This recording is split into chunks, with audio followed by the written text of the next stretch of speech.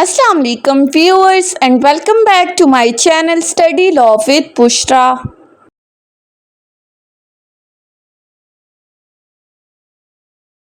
So we were discussing Arbitration Act 1940 and in today's video we are going to discuss the topic of power of court to appoint the arbitrator. But before starting the discussion, I request you all to please subscribe to my channel and don't forget to press the bell icon for latest updates.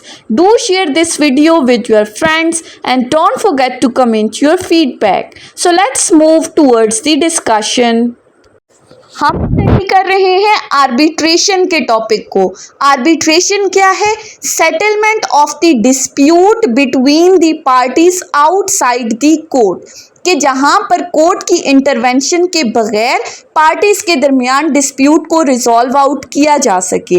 और इस purpose के लिए एक arbitrator appoint किया जाता है जो कि एक न्यूट्रल पर्सन होता है, जो कि बाइस्ड नहीं होता, एक इम्पार्शियल पर्सन होता है, जो कि अपने मफाद को साइड पे रखते हुए, पार्टीज के मफाद को मद्देनजर रखते हुए वो उनके दरमियान डिस्प्यूट्स को सेटल करता है। और ये जो आर्बिट्रेटर की अपॉइंटमेंट होती है ये पार्टीज की कॉन्सेंट के साथ होती है। दोनों पार्टीज अपनी मर्जी से अपने लिए आर्बिट्रेटर अपॉइंट करती हैं। आज की इस वीडियो का हमारा टॉपिक है कि कोर्ट की पावर्स कब अमल में आती हैं किसी आर्बिट्रेटर को अपॉइंट करने के लिए। और इसका जो रेलिवेंट सेक्शन है वो सेक्शन 8 और सेक्शन 12 है आर्बिट्रेशन एक्ट 1940 का। हम वन बाय वन इन दोनों सेक्शंस को डिस्कस करते हैं और उन सिचुएशंस को देखते हैं जिनमें कोर्ट आर्बिट्रेटर अपॉइंट कर सकती है। सबसे पहले आ जाते हैं सेक्शन 8 के ऊपर। सेक्शन 8 हमें 3 सिचुएशंस ऐसी बताती है जिनमें कोर्ट की पावर्स हैं किसी भी आर्बिट्रेटर को अपॉइंट करने में। सबसे पहले हम देख लेते हैं इनिशियल स्टेज पर। पहली सिचुएशन है इनिशियल स्टेज। अब इनिशियल स्टेज से क्या मुराद है? फॉर एग्जाम्पल हमारे पास दो पार्टीज हैं ए और बी। ए और बी ने आपस में कोई कॉन्ट्रैक्ट किया था। अब वो किसी भी चीज़ का कॉन्ट्रैक्ट हो सकता है। At the time of making this contract parties ने आपस में एक एग्रीमेंट किया और उस एग्रीमेंट में तमाम चीज़ें मेंशन करने के साथ उन्होंने एक क्लॉज ये भी ऐड की कि अगर हमारे दरमियान इस कॉन्ट्रैक्ट से रिलेटेड कोई भी डिस्प्यूट अराइज हो जाता है तो हम अपने लिए एक आर्बिट्रेटर अपॉइंट करेंगे जो कि हमारे दरमियान इन डिस्प्यूट्स को रिजॉल्व आउट करेगा। अब ये चीज़ उन्होंने एग्रीमेंट में लिख दी है। अब हुआ क्या कि ड्यूरिंग दी कॉन्ट्रैक्ट पार्टीज के दरमियान कोई डिस्प्यूट अराइज हो गया। अब चूंकि उन्होंने ऑलरेडी डिसाइड किया हुआ था कि वो एक आर्बिट्रेटर को अपॉइंट करेंगे और इस अपॉइंटमेंट में दोनों पार्टीज की रजामंदी शामिल होगी। लेकिन हुआ क्या कि ए पार्टी एक बंदे को एज एन आर्बिट्रेटर अपॉइंट करने के लिए कह रही है और बी पार्टी दूसरे बंदे का नाम ले रही है। यानी कि दोनों के दरमियान आर्बिट्रेटर की अपॉइंटमेंट पर उसके नाम पर कॉन्फ्लिक्ट अराइज हो गया। एक ने कहा ये बंदा आर्बिट्रेटर होगा, दूसरे ने कहा ये बंदा आर्बिट्रेटर होगा। तो जब इनके दरमियान आर्बिट्रेटर की अपॉइंटमेंट में कोई कॉन्फ्लिक्ट अराइज हो जाए तो वहां पर कोर्ट की पावर्स हरकत में आती हैं और कोर्ट इनके दरमियान आर्बिट्रेटर को अपॉइंट कर सकती है। ये तो आ गई पहली सिचुएशन इनिशियल स्टेज के ऊपर। सेकंड है हमारे पास सब्सीक्वेंट स्टेज, जिसको हम ये कह सकते हैं कि during the process of the arbitration.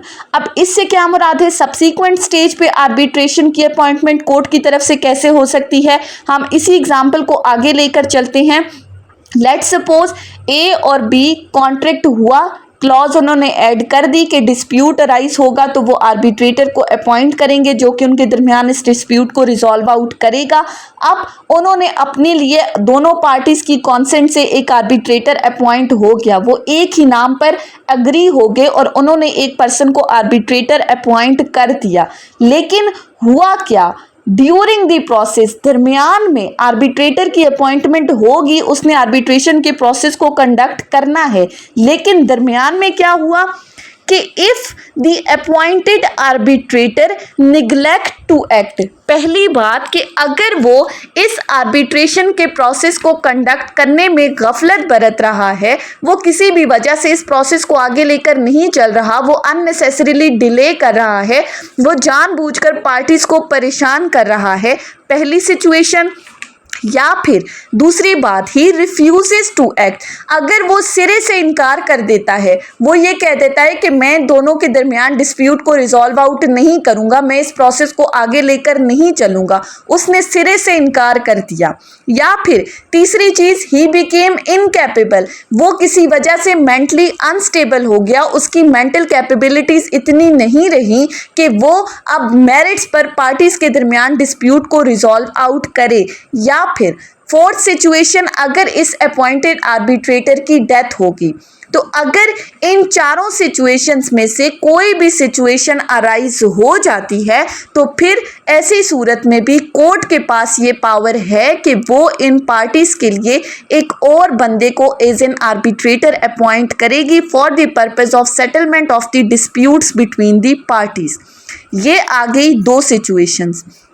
तीसरी सिचुएशन है अपॉइंटमेंट ऑफ द अंपायर। अब इसका क्या मतलब है? अब फॉर एग्जाम्पल हमने क्या कहा था, आर्बिट्रेटर अपॉइंट होता है पार्टीज की कॉन्सेंट से। अब पार्टीज के दरमियान कोई डिस्प्यूट अराइज हो गया है और हमने कहा था आर्बिट्रेटर्स एक से ज़्यादा भी हो सकते हैं, और पार्टीज ने अपने लिए लेट सपोज 3 आर्बिट्रेटर्स या हम ये कह देते हैं 4 आर्बिट्रेटर्स अपॉइंट किए अपनी कॉन्सेंट से। अब जब अवार्ड जारी करने का टाइम आया, अवार्ड क्या है? आर्बिट्रेटर्स का फैसला।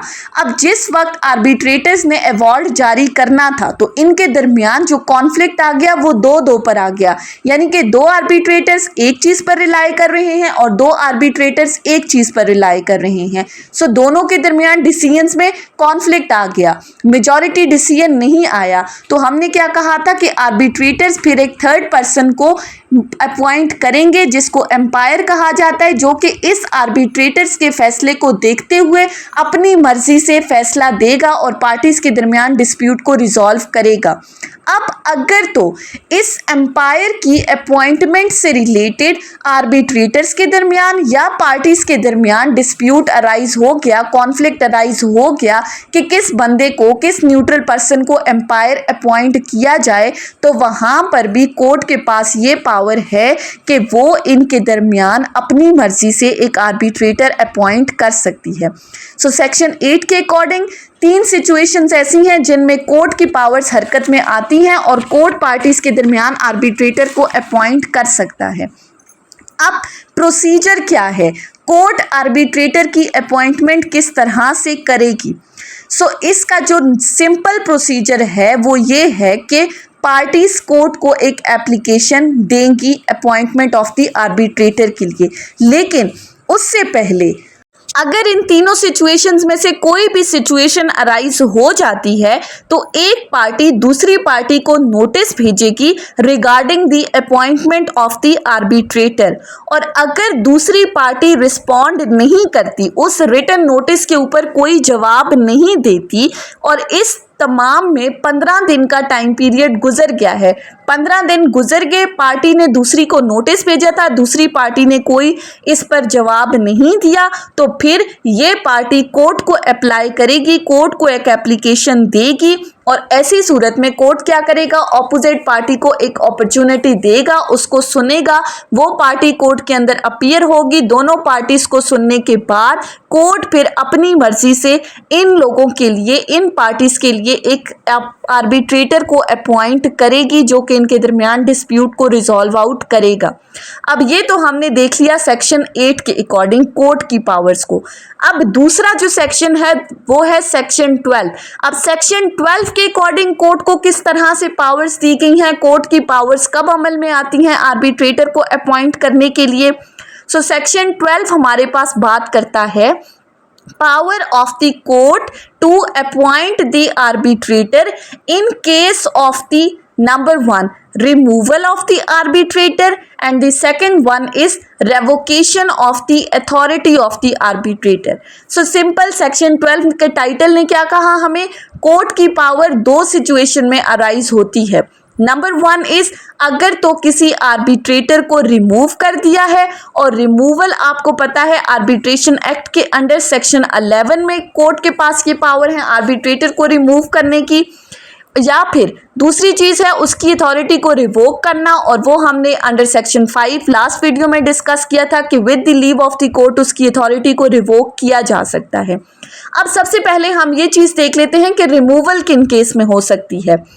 सेक्शन 11 कहता है कि अगर तो आर्बिट्रेटर आर्बिट्रेशन प्रोसेस को कंडक्ट करने में अननेसेसरीली डिले कर रहा है, वो बगैर किसी वजह के इस प्रोसेस में ताखीर कर रहा है, पार्टीज के दरमियान डिस्प्यूट को रिजॉल्व आउट नहीं कर रहा, या अगर वो आर्बिट्रेटर फेल हो चुका है एक स्पेसिफाइड टाइम पीरियड के अंदर अवार्ड जारी करने के लिए, ठीक है, अगर उसने फैसला नहीं दिया, या फिर वो आर्बिट्रेटर आर्बिट्रेशन प्रोसीडिंग्स को मिसकंडक्ट कर रहा है, ब्रीच ऑफ द ड्यूटी कर रहा है, वो अपनी ड्यूटी को सही तरह से फुलफिल नहीं कर रहा, तो ऐसी सूरत में अंडर सेक्शन 11 उस आर्बिट्रेटर को रिमूव किया जा सकता है। अगर किसी आर्बिट्रेटर को अंडर सेक्शन 11 रिमूव किया गया है तो ऐसी सूरत में पार्टीज कोर्ट को एप्लीकेशन देंगी कि उनके लिए एक आर्बिट्रेटर अपॉइंट किया जाए, जो अपॉइंटेड आर्बिट्रेटर था उसको रिमूव कर दिया है।